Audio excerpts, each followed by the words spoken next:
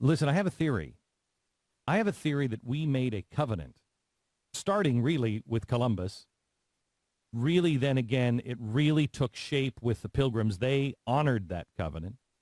That gave us the generation of the founders.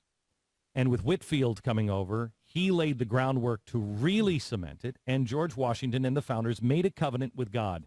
And it is the reason why we were founded, why we were protected, and why Israel was established. My background is in kind of the foreign policy apparatus. I work for the United States government. I do a lot of work overseas. And I was fascinated by the power for good that the United States is. I work in child exploitation, and I get to witness the greatness of this nation, and because I was absolutely shocked at what I found. The question I had is, what is the power for good? I mean, 200 years, this country's an infant, 200 years old or so. Why are we so powerful? What I found was that word, the covenant. The prayer at Valley Forge, where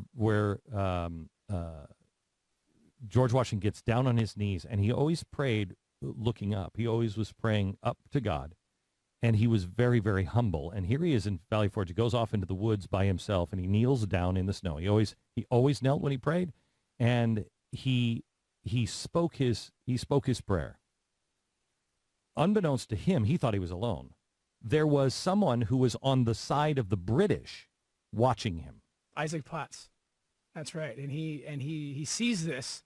He feels this power. He feels the power of this covenant that Washington is making, this connection with heaven. He runs home to his wife and says, "We're on the side of George Washington. I'm changing sides because we're going to win this." He's like, "It's over for Great Britain. It's over. That's right. You should have heard this man pray. And if this guy is praying, if this is he's using the power of God.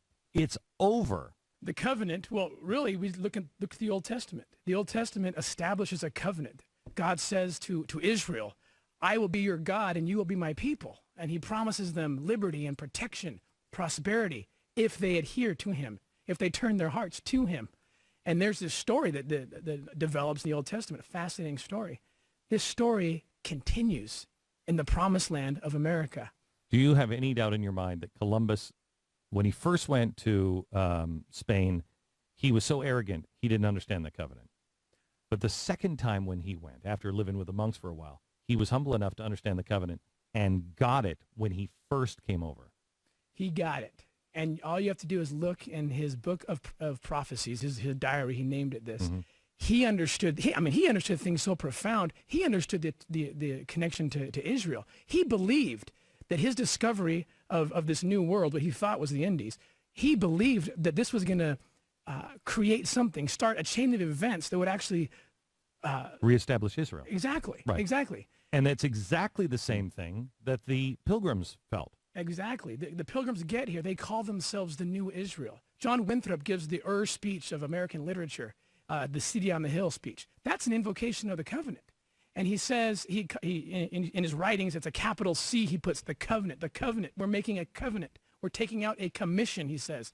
And he repeats the same pattern. It's like reading the Old Testament all over again, reading American history. They name their towns after Israelite towns. Salem, for example, a derivative from Jerusalem. They name their children Hebrew names. They invoke the covenant.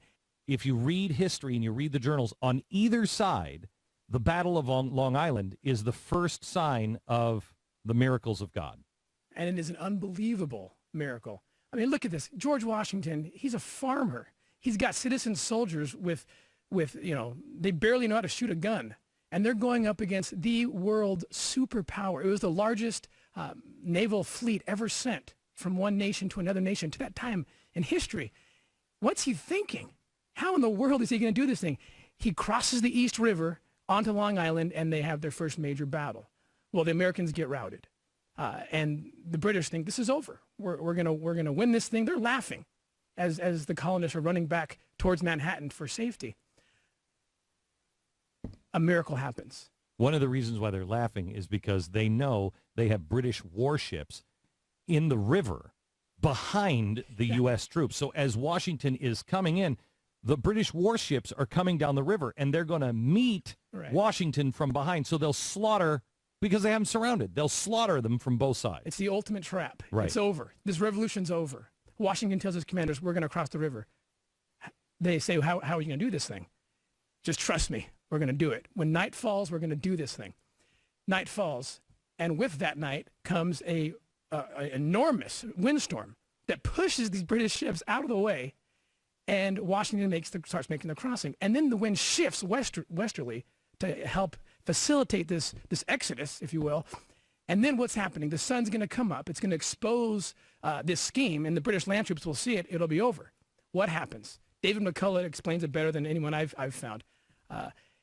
As the sun comes up, a pea soup fog drops down right over where Washington's crossing. Not so much on the Long Island side or the New York, Manhattan side, but right where Washington's crossing. They all say in their journals, nowhere else on the island, nowhere else in the area, just over Washington's troops. And they make the escape. 20 minutes after they get to the other side, the fog dissipates, and the British are standing there with their hands in the air. What on earth just happened? Now, I want to say something else about May 17th.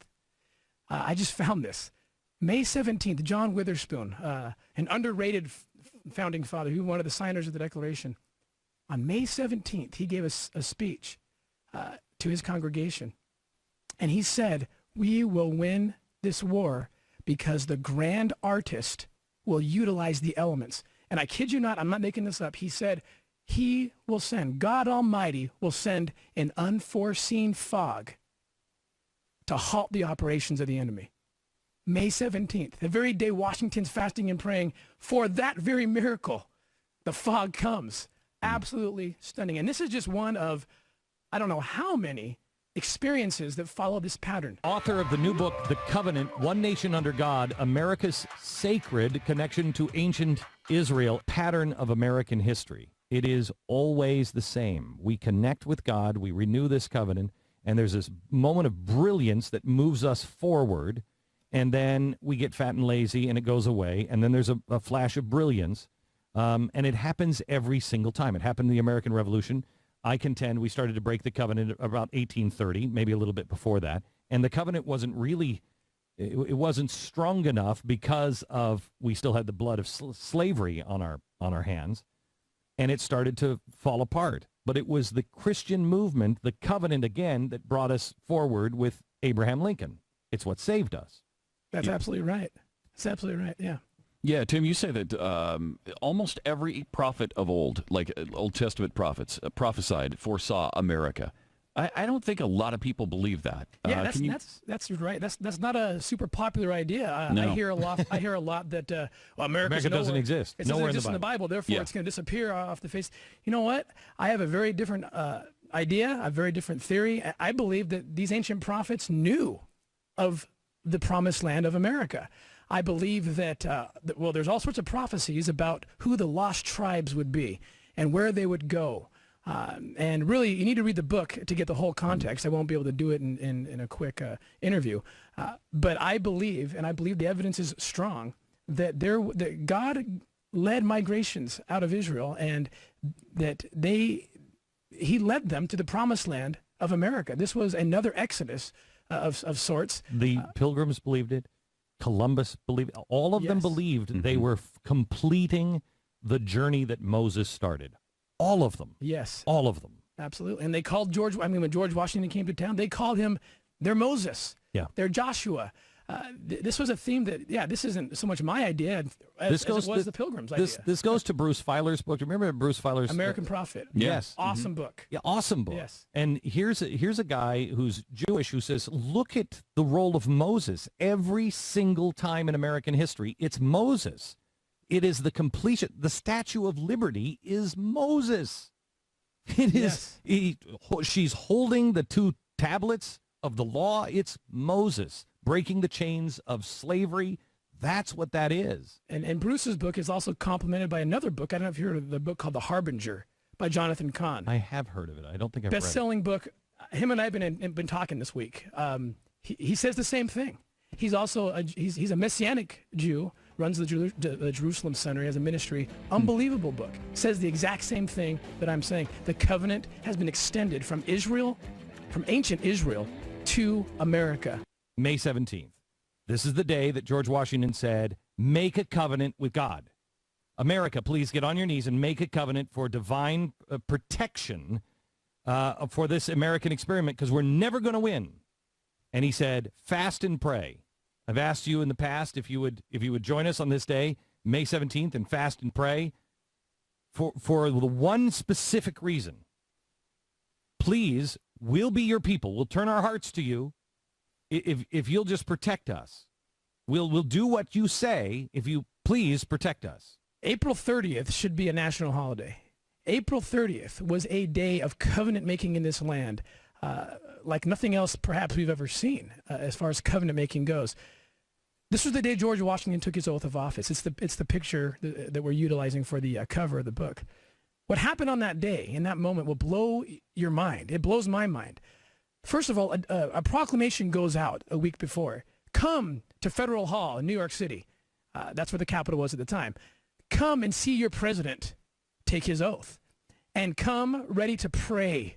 This is the press sending this out. At 9 o'clock a.m., the bells will ring in the city. Go to your house of worship and pray that God will accept this land as his. You're probably one of the very few, besides David Barton and me, that get teary-eyed talking about this stuff. I get emotional. And then what happens? It's not over yet. George Washington comes out and takes his oath, raises his arm in the fashion of a covenant maker, and places his hand on the Bible, but not just on the Bible, but in the Bible.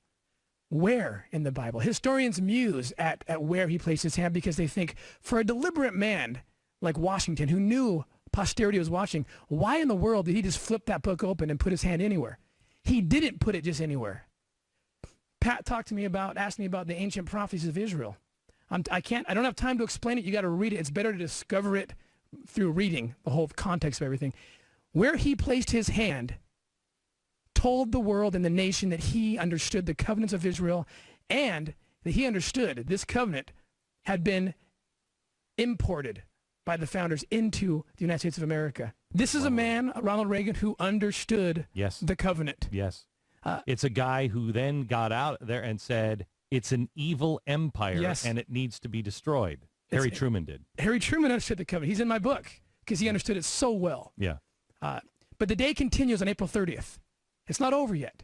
Washington, after he does this thing, invokes the covenant. The people are there praying. He goes in and Hang on, before he also added to the oath, yes, so help me God. So help me God. That was an ad lib from him. Absolutely. He did this thing. And then he walks in and he gives what I call the smiles of heaven speech, which is what? It's an invocation to the covenant. He says, the smiles of heaven can never be expected upon a nation that disregards the rules of order and right, which heaven itself has ordained. That's a quote from this speech. It's important to know, on that walk, there were all faiths. Absolutely. There was everyone arm in arm. All faiths walking arm in arm intentionally. They're all walking together to worship God. All of them. Absolutely. And I bring this up because right now there are so many people that are like, oh, I can't. Well, no, not with you. I'm not because of that. No, they're not of my faith. That's crazy talk. Stop it. Stop it. And this was a huge theme, what you're talking about, to George Washington. He talked about it all the time, that every religious sect in this nation needs to be upheld, needs to be given their due freedom. And that was key to him and to his understanding of the fruit of this covenant, that all religions. And we do ourselves a disservice by pretending that it was just some token acknowledgement of God that you might quote Washington here or there. No, the whole entire day of his inauguration day was the day that the covenant was further established, was recognized by the nation. And why on earth I had to dig so deep and had to find primary sources to find all this stuff? Because our historians aren't doing the job. No, they're doing worse than that. They are erasing all of it. They are erasing. They're erasing all of it. There are scholars. I get so frustrated. I start yelling. My wife has to come calm me down. I read their books, and I see ellipses, in the quote. And I want, what would he pull out? I go look at the original source. It was the focus of the statement. And it was all about God. What are we doing? Well, you have that with the president. That all men are endowed with certain unalienable rights. Wait, there's a ... there that, I mean, there's more dots than there are words. We cannot take God. We cannot take God out of this nation. It's a slap in his face. Okay, guys, so maybe you don't know the true past, the truth of history, because they made sure you would never know. The book that this guy wrote is called The Covenant, One Nation Under God. It's by Timothy Ballard. That's the guy you were listening to in those clips. The link to everything that you just saw will be under the show more of the video, so you can watch the entire thing.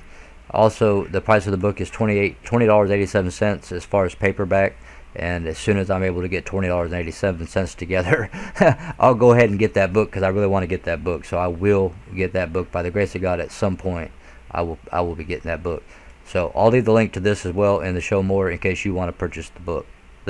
What we're going to do today, though, from this point, is we're going to go back and we're going to revisit a post, and I'm going to give you a deeper understanding of that post. Okay, so we're over here on 4 Aces thread here, and I've already been over this post before, and he said the stage is set. Okay, the stage is set. The stage is set, and the capital T, capital S comes out to 58. I don't know exactly what he's tying that to, but I'm sure he has a meaning there. Nevertheless, I want you to see the little face in there. Okay, he's got a quote that starts this out. Now, guys, I've already been over this, but I went over it, tying it to other things that were going on, other information that was becoming available to the public at the time. What I want to do this time is to go into it a lot deeper and go and get into the other aspects of what he was trying to show. And he's got a quote here, and it says, this is John F. Kennedy Jr., okay, and he says, "I will expose my father's killers no matter who they are, even if I have to bring down the government." And that's not a joke. That's really what he meant. And understand that's what's happening today. That fake government that was controlling us, the people, and literally all the people of the earth, is being taken down. That's literally what's happening if you really look at what's happening today. Anyway, I will expose my father's killers no matter who they are, even if I have to bring down the government. Now here he's put hashtag where we go one, we go all, and then hashtag the Great Awakening, hashtag dark to light, clear light, and gematria. So as soon as you see that he has posted hashtag gematria, then we automatically should know that in this post, in this thread, there is gematria available for us if we want to dig deep. Now, dark to light. Understand that when John Fitzgerald Kennedy Jr., and I don't know if we can call him Jr. nowadays since his father is no longer amongst us, but nevertheless, when John Kennedy faked his death, he went into the dark. And now we're going from the dark, from the dark back into the light, back onto the world stage again. So dark to light. And Q talks about this several times throughout the different Q posts, dark to light and clear light. So let's get some clear light in all this, and let's look back up here and see that he's got 2 clocks, and I think these are bullseyes. But in between that, he's got this face, but notice you got 1, 2, 3, 4 spades. 4 spades. So we take this quote, which has 4 spades above it, and then we slide over here, and we see that this quote has 4 spades. And so these 2 quotes actually go together, and they tie in together. The way that 4 Aces does his work is awesome, because what he does is he lays it all out for you, but he does it in such a way that you get to go in and have fun with it. You get to study it out. You get to dig. You get to put the puzzle pieces together. He gave you all the information, but you get to put it all together. So the quote here is John Fitzgerald Kennedy Sr., our president, who lost his life on your behalf, my behalf and your behalf, on we the people's behalf. He was going to expose the Federal Reserve System. He was going to expose the CIA and shatter it into a million pieces, and he was going to basically bring forth this darkness and shine light all over it and just utterly destroy them, and he lost his life trying to give you your freedom back. John F. Kennedy Sr. died for you. His death will never be forgotten. Here's what he says. Here's the quote. There is a plot in this country to enslave every man, every woman, and every child. Before I leave this high and noble office, I intend to expose this plot. John F. Kennedy. Understand that expose and expose tie these two quotes together, and that JFK Jr. is continuing the work of light that his father, John F. Kennedy Sr., started. Now understand that the Kennedy family is a part of the 13 bloodlines. Do your research on this. You know, it's a matter of fact. But understand that John F. Kennedy Sr. realized what was going on, and realized that if something wasn't done, this would be the end game. That there would be enslavement and brutality reigning and ruling on the earth, and it wouldn't even be worth being on the earth. And when he realized the truth of things, he changed his way, and he set out to bring the power back to you, the people. If I have time, I will be making videos to show you that he in fact was part of the 13 bloodlines. But it doesn't matter, because no matter where you come from, the Creator, our Father, can use you to change the earth. Okay, so let's go down here real quickly, because my video is already long once again, and this is why I shorten up information, is to keep the video shorter. But what he's showing us here now in this post, where he's got Martha's Vineyard and a picture of the three and then the plane, he's saying that a star is going to equal 487. Remember, pound gematria is up here, so we know that anytime we see a star, that the value is going to be 487 of whatever's written. Okay, so this star, this star, this star, all the way down, here's another star.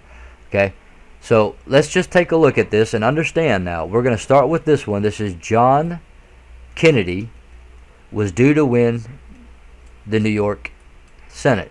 Okay, a lot of people disagree with this statement, but if you do your research, you'll find out that everyone that was close in the family with JFK Jr. knew that he was going to go for the New York Senate and would win. If you talk to people that were close to him, his closest friends, and you listen to their witness testimonies, now I'm talking about in interviews right here on YouTube, you can go watch them, they also knew that he was going to go for the New York Senate and that he would win. Everyone knew this back then. That was of any importance, including the people that were setting out to take his life. So let's take this out. This is an actual, genuine fact, and let's see how it plays out. So we'll just take it and copy it, and we'll just stick it into the gematria, and indeed that fact is 487. So we'll go down to the next one, and we'll take another fact. Hillary Clinton decided to defeat John no matter what.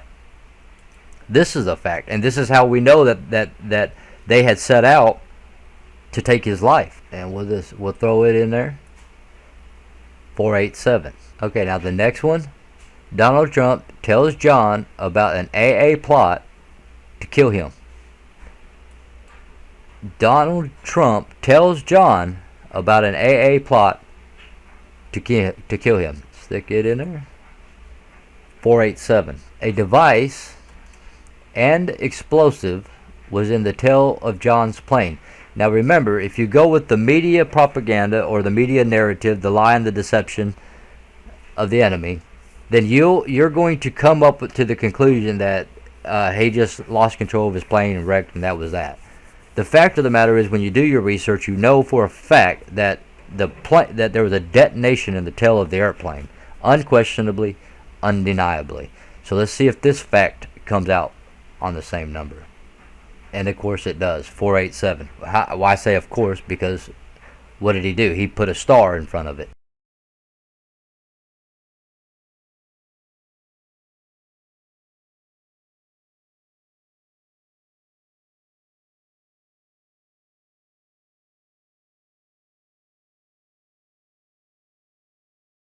John's security exploded his airplane by a remote. It needs to come out to 487. And again, it's 487.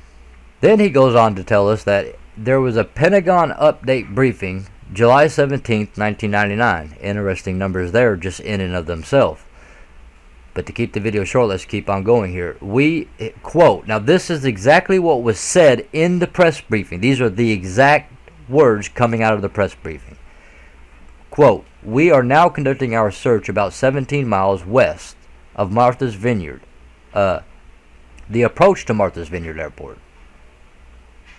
So we'll go ahead and take that, quotes and all, because quotes don't matter.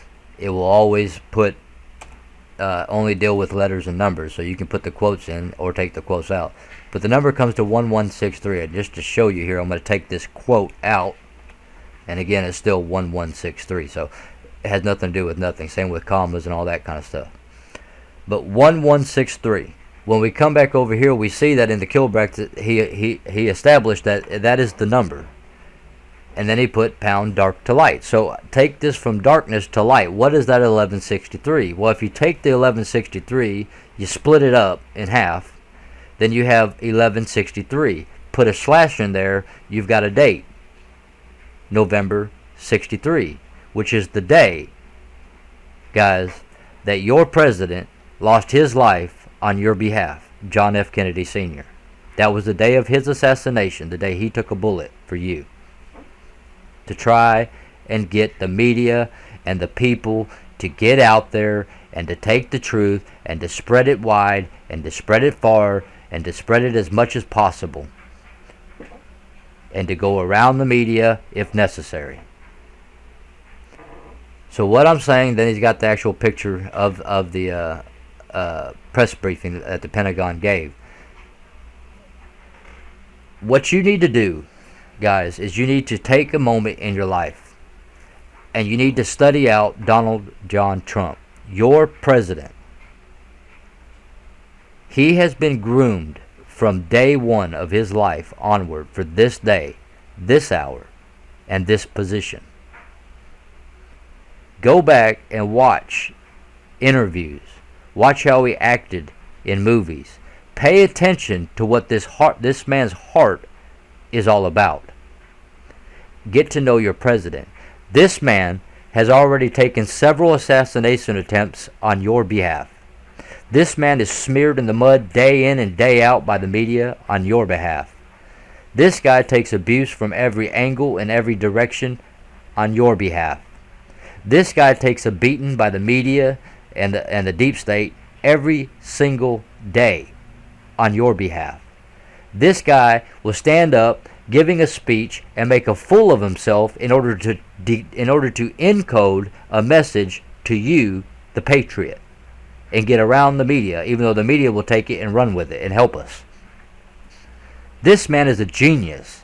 He is extremely smart.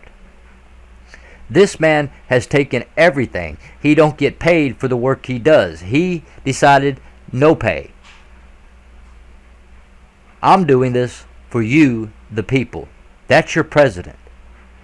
And you need to understand and respect this man, because he takes it all just to get the power back to you, the people, and out of this deep, dark state that is satanic and evil in every imaginable way. Then you need to do a research on John Fitzgerald Kennedy Jr. and realize for yourself who this man is and how great of a heart he has and where he stands against evil and wickedness and wrongs. You need to understand the heart of this man, John Fitzgerald Kennedy Jr. You need to go watch every interview. You need to listen to his responses. You need to take the non-video format interviews. That is the interviews that took place that are not in video format. Instead, it says so-and-so said or asked this question, and John F. Kennedy Jr. answered blah, blah, blah. So-and-so asked this question, John F. Kennedy Jr. answered blah, blah, blah. Because in all of these different interviews, both the video types and the non-video types, the heart of John F. Fitzgerald Kennedy Jr. is revealed to you. And this man has the most amazing heart of any man that I can even think of, literally. This man is without question alive. He has been in the dark. He has been in hiding. He has been executing the plan. He has been working on your behalf nonstop for 20 years, along with other white hats and Donald John Trump. This man is all about you. He cares about you. He cares about this nation, and he believes in his Father, the Creator in heaven. You need to understand the people that you are dealing with and the people that are coming onto the world stage soon, which is John Fitzgerald Kennedy Jr., his wife, Carolyn Bessette Kennedy, and the sister-in-law. All of them are coming onto the scene, as well as their children. Guys, I'm telling you that you got to get your head out of the sand. You need to find out the true past, the true history of this nation, that we have been led by the Creator from the get-go.